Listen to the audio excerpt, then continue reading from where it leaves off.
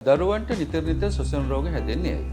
අපි ඇත්තටම දෙමාපියන්ට තියෙන ගැටලුවක් තමයි විශේෂයෙන්ම කුඩා දරුවන්ට. පෙර පාසල් වේ දරුවන් ගත්තොත් එහෙම නැත්නම් දරුවා පෙර පාසල් යන ආරම්භ කරොත් එහෙම නැත්නම් දිවාසුරුක මධ්‍යස්ථානයකට වගේ තැනකට දරුවා යවුවොත් ඔවුන් නිතර නිතර ලෙඩ වෙන්න පටන් ගන්නවා. සමහරවිට මාසකට වරක්, සමහරවිට මාසකට දෙවරක්වත් කීප සැරයක් ඔවුන්ට සිම්ප්‍රදේශත්ව විශේෂයෙන්ම කැස්ස හිම්බිරිසා තත්ත්ව පුන සහිත රෝග තත්ත්ව නිතර නිතර හැදෙන්න හැදුවා. නිසා ඔවුන්ගේ ගැටලුවක් තියෙන සමහරවිට දෙමාපියන්ට කුකුසක් තියෙනවා මේ දරුවට මොන හරි ගැටලුවක් තියෙනවා.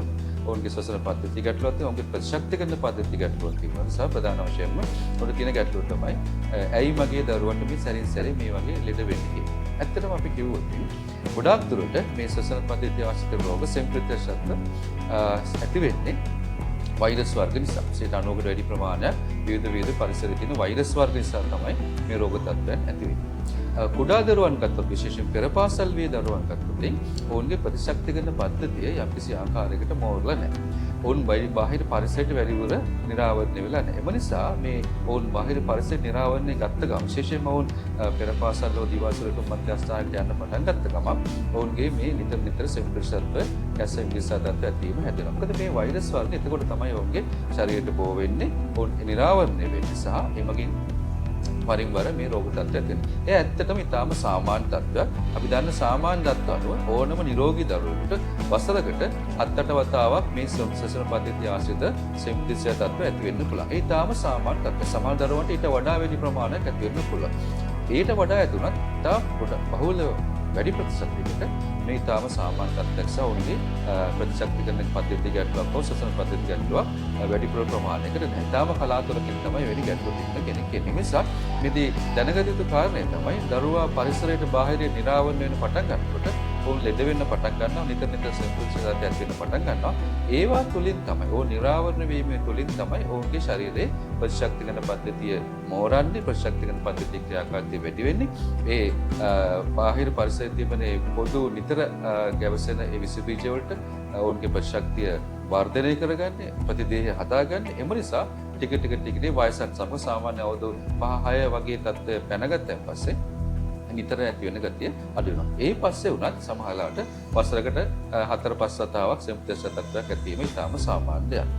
ගොඩක් දුරට මේ ඇති වෙන රෝග වෛරස් වර්ග නිසා විශේෂ ප්‍රතිකාරයක් අවශ්‍ය වන්නේ නැහැ. අපේ ශරීර ප්‍රතිශක්තිකරණ පද්ධතියේ ක්‍රියාකාරීත්වය තුළින්ම මේ රෝග තත්ත්වයන් සමනය කරගන්න පුළුවන්.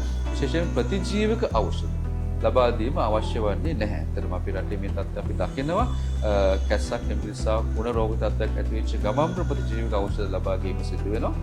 එමගින් අනවශ්‍ය ලෙස ශරීරයේ මේ බැක්ටීරියා වර්ග ප්‍රතිරෝධී බැක්ටීරියා වර්ග බවට පත් වෙන්න පුළුවන්. එම නිසා ඇත්තටම බැක්ටීරියා ආසාදනයක් එහෙම නැත්නම් ප්‍රතිජීවක ලබා දෙන්න සිදුවන අවස්ථාවකවත් සමහර විට අපිට මේ දැනට භාවිත කරන ප්‍රතිජීවක ඖෂධවල ක්‍රියාකාරීත්වය අඩු වෙන්න පුළුවන්. එය ප්‍රතිරෝධී වෙන්න පුළුවන්. එම බැක්ටීරියා වර්ධනය අපිට අඩාල කරගන්න බැරුව වෙන්න පුළුවන්. ඒ වගේ ඒ රෝග තත්ත්වය උත්සන්න වෙන්න පුළුවන්. විශේෂයෙන් නියුමෝනියා වගේ රෝග තත්ත්ව වැඩි වීම සිදු වෙනවා. ඒ නිසා සාමාන්‍යයෙන් ඇති වෙන සිම්ප්ටම්ස් වලදී විශේෂයෙන්ම වැදගත් කාරණා තමයි ඒ ගොඩක් දරුවන්ට නිතර හැදෙන්න පුළුවන්. ඒ ඊටාම සාමාන්‍ය තත්ත්වයක්.